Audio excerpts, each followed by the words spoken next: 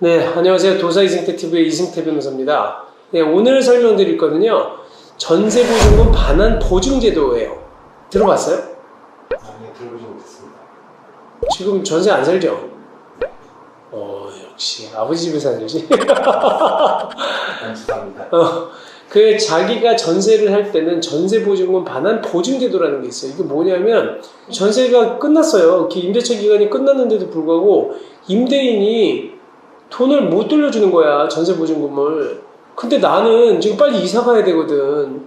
그러면 어떻게 해? 지금 여기가 만약 6월 31일 날 전세가 끝나. 나는 7월 1일 이사 가기로 했어. 근데 보증금을 안 줘. 그러면 나는 저기 이사를 못 가잖아요. 이 경우에 발만 동동 구르는 거야. 내가 어떻게 해? 큰일 났지. 이런 경우를 대비해서 전세보증금 반환 보증제도를 만들어 놓은 거예요. 이게 어디서 하냐? 주택도시보증공사에서 이런 제도를 운영하고 있거든요.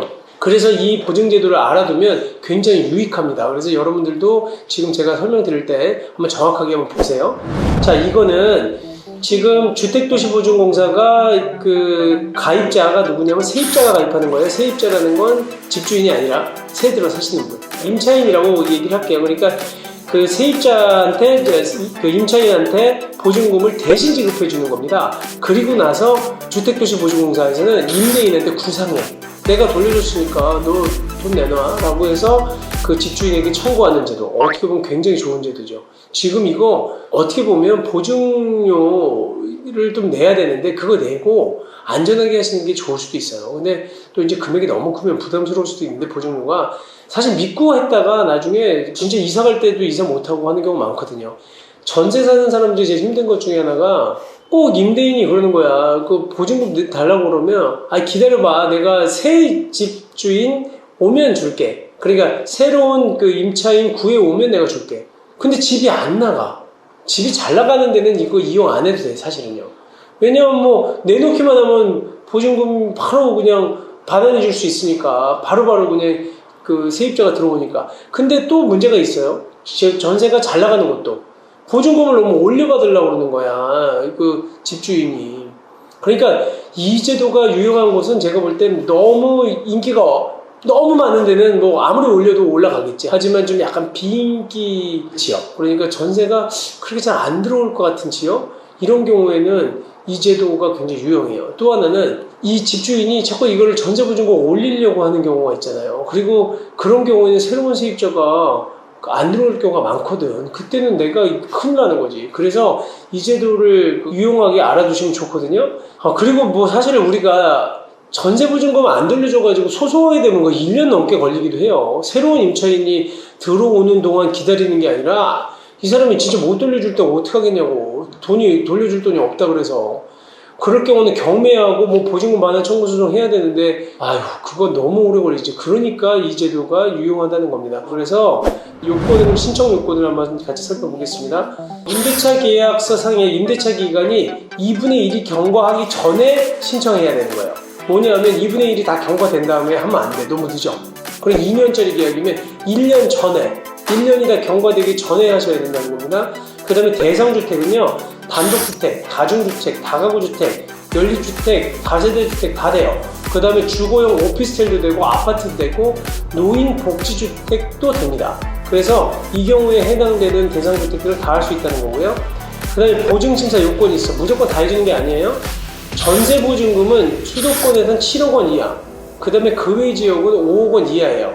그러니까 만약에 수도권의 경우에 9억짜리 뭐 강남에 10억짜리 이런 거 안 해준다는 거지. 그러니까 7억 원까지만 돼요. 그래서 전세보증금이 7억 원이에요. 그러면 월세가 있고 반전세 있잖아. 전세랑 월세 보증금이 월세가 같이 있는 경우에 그건 어떻게 하느냐. 반전세의 경우에는 환산하는 방식이 있어요. 여기에는 전세보증금 환산식 잘 보십시오. 뭐냐 하면 전월세 환율 분의 월세 곱하기 12개월을 해서 거기다 곱하기 100 한 다음에 월세 보증금, 그러니까 보증금을 더하는 방식이에요. 예를 들어서 한번 살펴보겠습니다. 보증금이 2억 원이고 월세가 100만 원인 경우에 그러면 환산 보증금이 얼마가 되느냐. 월세 100만 원에다가 12개월, 그러니까 12를 곱해 주신 다음에 전월세 전환율로 나눠 주셔야 되는데 계산식은 100 곱하기 12 나누기 2.5 곱하기 100. 그 다음에 거기에다가 전세 보증금 2억 원을 더해 주시는 거예요. 그러면 환산 보증금이 6억 8천만 원이 나오거든요. 근데 이 6억 8천만 원은 지금 보증심사 요건 중에서 수도권에서는 지금 보증심사 요건의 대상이 되지만 지금 비수도권 지역에서는 그 금액을 초과하기 때문에 이 제도를 이용하실 수가 없게 되죠. 그 다음에 전세계약 기간은 1년 이상이어야 돼요. 당연히. 근데 이거는 사실 지금 임대차보호법이 1년 이하 2년 미만으로 만약에 정할 경우에는 2년까지 당연히 연장돼서 2년으로 보기 때문에 이런 경우는 사실상 거의 없다고 봐야 돼요. 그 다음에 주택의 인도라든지 그 다음에 전입신고, 확정일자 다 취득해야 됩니다. 그러니까 만약에 이게 왜 그러냐면 확정일자도 취득 안 하고 또 전입신고도 안 해놓고 인도도 안 해놨잖아? 이거 왜 안 될 것 같아 이런데? 이렇게 안 해놓으면 우선 변제권이 없는 거야. 확정일자까지 안 받아두면. 그리고 또 이런 대항력을 못 갖춰두면 그러면 전세비는 누가 빼줘요? 주택도시보증공사가 빼주잖아. 그런데 나중에 회수를 못해. 그러니까 주택도시보증공사가 이런 전세, 그 다음에 이런 임대차까지 모두 다 만약에 보증을 해주잖아요? 그러면 망해 나중에. 손실이 너무 커지기 때문에. 그래서 이런 요건을 갖춘 경우에 한해서만 보증제도를 이용할 수 있다는 겁니다. 그래서 지금 얘기하는 건 대항력 요건이거든요. 그 전입신고하고 그 다음에 주택을 인도받는 건, 그 다음에 거기다 확정일자까지 받아야 우선변제권까지 확보됩니다. 이렇게 돼야지만 보증제도 신청할 수 있어요. 그 다음에 주택보증제도의 대상이 되는 주택에는 압류, 가압류, 가처분, 가등기 이런 권리침해가 없어야 돼. 왜냐하면 이게 만약에 선순위로 있으면 앞서는 권리가 있잖아요. 그러면 주택도시보증공사가 또 손실이 너무 커져. 회수를 못하기 때문에 안 해줘요, 이 경우에는. 그러니까 어떻게 보면 서민들을 도와주겠다고 이런 보증제도 대놓고 이렇게 안 되는 게 많어 이렇게 생각하실 수 있지만 보증제도를 활용하게 해주는 주택도시보증공사가 부실이 너무 커지면 안 되잖아요. 그렇게 되면 다른 사람까지 침해가 있을 수도 있는 거야. 피해가 있을 수도. 그래서 안 해준다는 거고, 또 건축물 대장상의 위반 건축물이 아니어야 돼요. 그러니까 건축물 옥탑을 갖다가 불법으로 설치했다거나 그 다음에 그 불법 베란다를 확장한 경우도 많거든요. 그럼 위반 건축물로 등재돼요. 그 경우에는 이런 거 이용 못해요. 그렇기 때문에 그 임차인들도 잘 확인해 보셔야 됩니다. 그 다음에 공인중개업사가 확인 날인한 전세계약의 경우에만 해준다는 거예요. 이거 안 되는 것도 안 해줘. 왜냐하면 이게 지금 사실은 공인중개업자가 날인하지 않은 경우에는 위조된 계약일 가능성도 높다고 보는 거예요. 그래서 이 경우도 전세계약이 반드시 공인중개업자가 확인 날인한 것이어야 된다는 거고, 그 다른 세대에 전입 내역이 없어야 돼요. 한마디로 한 집에 2명 있으면 안 된다는 거예요. 그게 무슨 얘기냐면 다가구 주택 같은 경우 있잖아요. 그러니까 집이 101호, 201호, 301호 이렇게 여러 개가 있어. 그래가지고 하나의 소유자가 여러 명의 호실로 나눠져 있을 때 다른 사람이 들어와 있을 수 있죠. 그리고 고시원에도 이 경우에는 다른 전입신고가 있을 수 있지만 그 호실에 2명이 전입세 있으면 안 된다는 거예요. 그 경우는 왜냐하면 보호를 못 해주기 때문에 보증제도를 이용할 수 없다는 겁니다. 그리고 신청인은 누구냐? 임차인이 신청하는 거예요. 그리고 임차인은 집주인의 동의 없이 가입이 가능해, 단독으로. 왜냐하면 집주인이 안 해줄 수 있거든요. 그러니까 이거는 반드시 그 집주인이 동의해줘야 되는 거 아니야? 이렇게 생각하실 수 있는데 그렇지 않아요. 단독으로 할 수 있고, 또 하나는 지금 세입자가 보증료 대신 전액 다 내야 돼요. 집주인이 내주는 거 아니야. 나를 보호하기 위한 거니까 내가 돈 낸다고 생각하시면 됩니다. 그리고 채무자는 당연히 이제 임대인이 되는 거예요. 어떻게 보면 임대인은 자기가 계약도 안 했는데 왜 내가 주채무자가 돼야 돼? 이렇게 생각하지만 그냥 어떻게 보면 보험을 들어놓은 거나 마찬가지야. 임차인이. 그렇기 때문에 보험료 물어주고 주택도시보증공사가 자기가 직접 돈 달라고 보증금 반환 청구를 한다는 거예요. 그러니까 이 경우에는 이제 주채무자는 당연히 임대인, 집주인이 된다는 겁니다. 그 다음에 주택별 보증한도까지 볼게요. 이건 뭐냐면 어디까지 보증면이 주냐? 자기가 집이 2억이야? 2억인데 선순위 채권. 그러니까 내가 거기 5천만 원짜리 전세 보증금을 갖고 들어갔는데 그러면 1,500만 원 차액 1억 5천만 원 해주는 게 아니라 그 선순위 채권들 있잖아. 나보다 근저당권이 거기 보니까 5천만 원짜리가 있어. 그 경우에는 근저당권을 빼야 돼. 그 뺀 금액의 차익만큼 해주는 거예요. 그러니까 주택가격이 2억 원이다. 그러면 거기에서 선순위 채권이 근저당권이 있으면 5천만 원 있으면 그걸 빼. 그럼 1억 5천 내에서만 가능하다는 거예요. 그리고 또 하나는 다른 또 최우선 변제권이라는 게 있거든. 그러니까 그 6천만 원 미만의 임대차의 경우에는 소액 임차인이라고 해서 최우선 변제권이라는 게 있어요. 그것까지도 정확하게 계산해서 보증을 해주기 때문에 무조건 다 해준다는 건 아닙니다. 그래서 항상 이렇게 최우선 변제권이 얼마인지까지도 정확하게 봐야 돼요.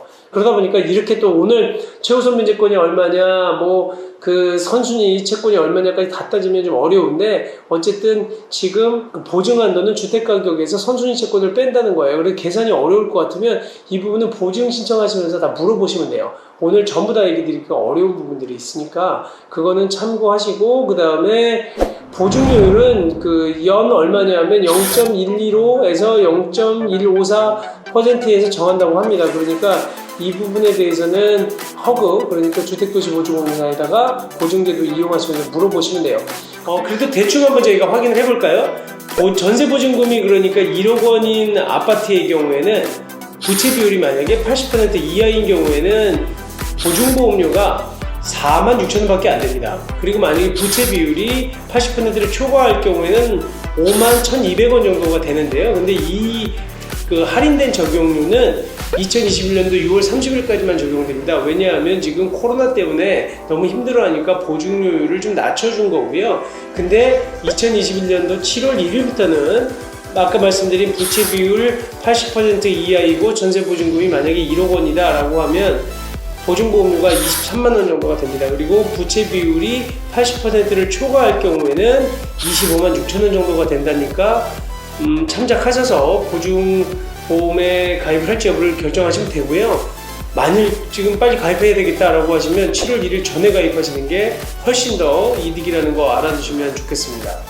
그러니까 오늘 제가 설명드리는 거는 주택도시보증공사에서 그 해주는 것들을 다 설명드리려고 하는 게 아니에요. 기본적인 정보만 알고 계시고 보증요율하고 그 다음에 보증금액이 얼마인지는 신청하시면서 한번 확인해 보시면 됩니다. 하지만 중요하게 제가 설명드리는 거, 보증 요건이 어떨 때 할 수 있는 거냐, 언제 사용할 수 있는 거냐, 그런 취지들은 정확하게 얘기하시면 돼요. 다시 한번 정리해 볼게요. 2분의 1이 경과하기 전이어야 된다는 거고요. 신청인이 집주인의 동의 없이도 가능하다는 거고, 그 다음에 보험료는 내가 다 내야 된다는 겁니다. 그리고 모든 금액을 해준다는 것이 아니라 주택 가격에서 선순위 채권이 되는 금액을 뺀 그 범위 내에서만 해준다는 거고, 위반 건축물은 안 된다는 거. 그리고 한 세대에 2명이 중복돼 가지고 만약에 전입되어 있는 경우도 안 된다는 거. 그리고 제일 중요한 거, 대항력 갖추고 우선 변제권 갖춘 경우에만 그 보증제도를 이용할 수 있다는 거 꼭 반드시 명심하시기 바랍니다.